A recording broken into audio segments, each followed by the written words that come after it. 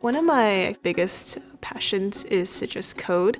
Inside of school, I chose to self-study the AP Computer Science and take the test.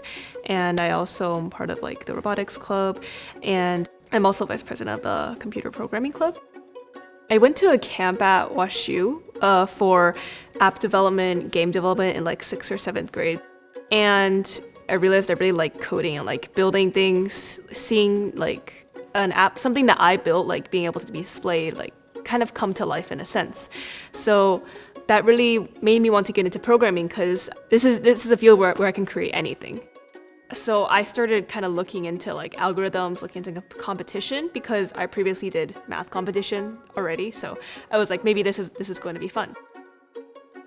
As I kind of got myself deeper into learning about algorithms, learning about problem solving, it became much more interesting to me, and I think I just continued that cycle.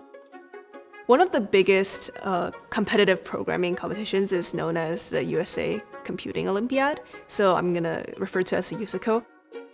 I think it was kind of a natural progression because most high school students in the US that do competitive programming are going to start on the USACO because by progressing up the different levels, you can eventually get invited to international competitions.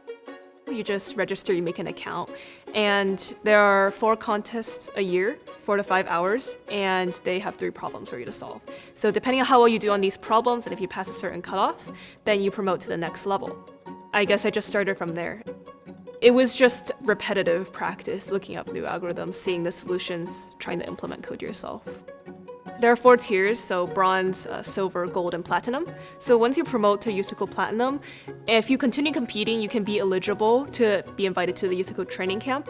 And based on how you perform there, they then select the top 4 spots at the European Girls Olympiad in Informatics, so EGOI. I had done what I did to deserve to be in camp. So I think I was really there to try to just do my best and get to know some of the other people who are also in camp, and I really did that. I think I was a lot more relaxed at camp because I was feeling good about myself. After I realized I was in EGOI, the stress started setting in. The competition format is that there are 5 hours to solve 4 problems. So what I did was I spent basically the entirety of June just preparing. My routine would look something like 3 or 4 times a week. So I would do a 5-hour contest. And then I would eat, I would come back and I would try to solve all the problems I didn't get to solve, look at the solutions. So basically, contest practice would take up an entire day for me. The entire trip to Sweden was a week long, including arrival and departure, and there were 2 days for contests. So the first day was kind of just setting up, testing the room we were in, and then after that we had our first contest. So that was 5 hours, 4 problems. The day after that, we had an excursion to the zoo, and then after that was the second day, and that was the second contest, and then the closing ceremony on the last day, and then departures.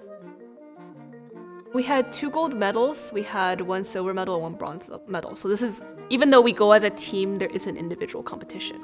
So I think we did really well this year. I think this is the best we've done in terms of past years that the USA has competed. I want to continue competing at least. I want to go to next year's EGOI, which is going to be hosted in the Netherlands. So I'm definitely going to continue just at least practicing, making sure I don't do worse than I did last year, and trying to make the training camp and EGOI again, because both of them I feel like were really good experiences.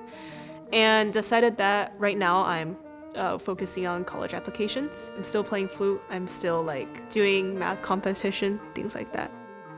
I wanted to go into artificial intelligence because with the development of ChatGPT, I feel like AI is going to be playing a really big role in our lives in the future, and I'm seeing the possibilities that we can do with it, in medical fields, in environmental sustainability fields, and even just technological development research. I feel like AI can do so much things, and I want to be able to use it to better our community, to I guess make people's lives easier. For computer science, it's really a matter of persistence. I think my biggest advice would be to know why you started, know why you're interested, and hold that thought in you while you're practicing when you feel the urge to give up. Because I feel like it took a long time for me to become accustomed to coding itself, so don't give up really easily.